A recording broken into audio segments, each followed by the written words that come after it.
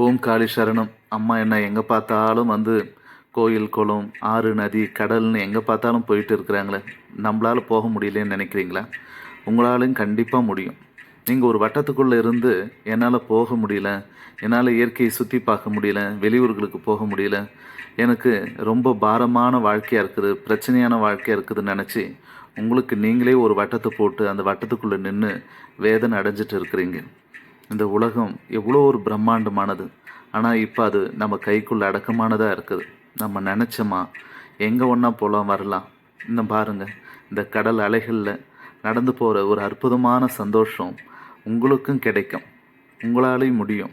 இயற்கையை நேசித்து எல்லா இடங்களுக்கும் நம்ம பயணப்பட்டு எல்லாத்தையும் நம்ம கண்ணார ரசித்து காலார நடந்து அந்த சூழ்நிலைகளை நம்ம உணரும்போது நம்ம அடையக்கூடிய மகிழ்ச்சிக்கு அளவே கிடையாது. இயற்கையோடு ஒன்றி வாழ்வோம், மகிழ்ச்சியாக இருப்போம்.